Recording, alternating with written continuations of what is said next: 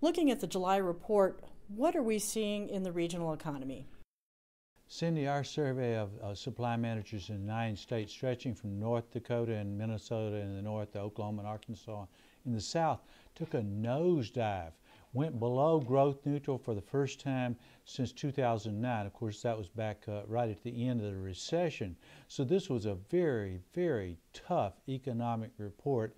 Businesses in our survey reported that the economy slowed down, in fact, is likely to contract.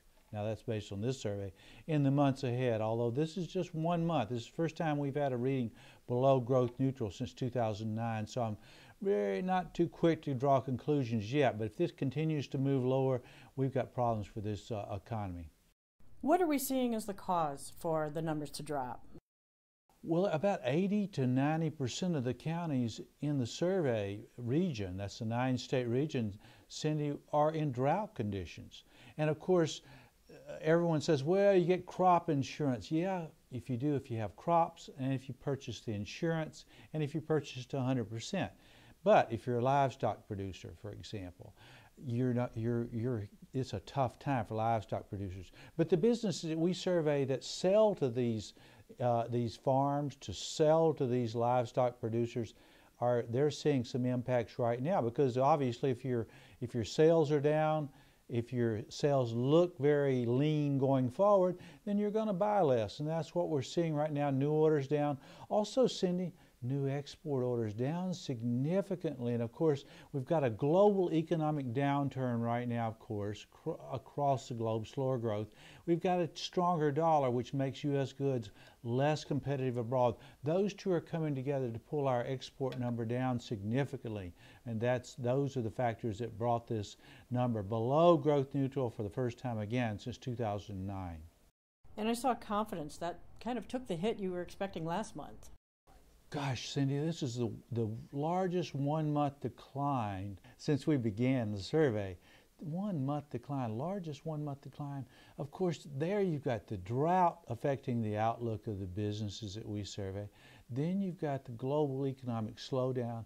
And finally, you've got what's going on or what's not going on in Washington in terms of this fiscal cliff, the largest tax increase ever, and of course cutbacks in spending slated to all go into effect January the 1st of 2013. So this is a tough time for the economy, the Mid-America economy, the economy that we survey. Are we beginning to see that reflected in the employment index as well? It was down, but still slightly above growth neutral.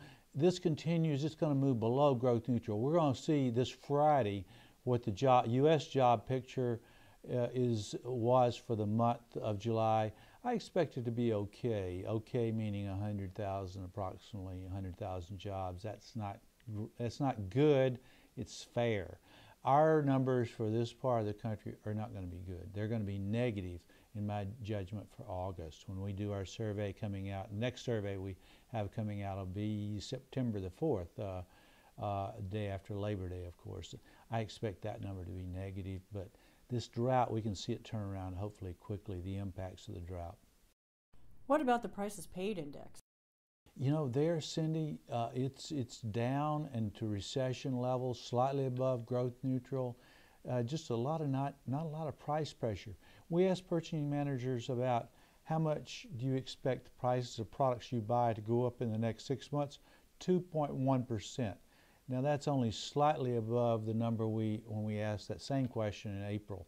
So again, not much price pressure. This, of course, is comforting, gives the Federal Reserve some room to move, but where do they move? They got nothing to move. They've moved everything they got to move. That would be record low interest rates, I guess, and I think they'll eventually launch QE3, but wow, QE3, quantitative easing 3, where they buy long bonds or U.S. Treasury bonds to bring interest rates down even more. That's a fool's errand, if you ask me. But Mr. Bernanke didn't ask me. He's going to do it anyway.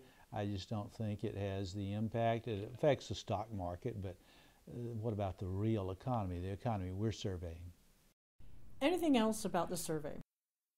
Well, you know, Cindy, I do think there's room for this to turn around. I mean, droughts, of course, I'll call it a flash drought. And we all knew there were weather, that we had this dryness coming. We had the snowpack for this winter was very low, whether it's in Wyoming or whether it's in North Dakota, across the region. Snowpack just not there. So we knew it was coming, but all of a sudden, bam, the drought. It came up in July, and it affected it just dramatically, quickly. And of course, people think, what about the corn farmers? Again, it's the livestock producers that have to buy the corn. They're liquidating herds. We're seeing it now. This is not in our survey region, but 23 counties in Wisconsin also affected. Dairy farming. You can move down to Illinois, Indiana, also not in our survey region, but also affected. I mean, this is a tough, tough time. And there's no good time for a drought, but this is especially a bad time for a drought when the economy is weak.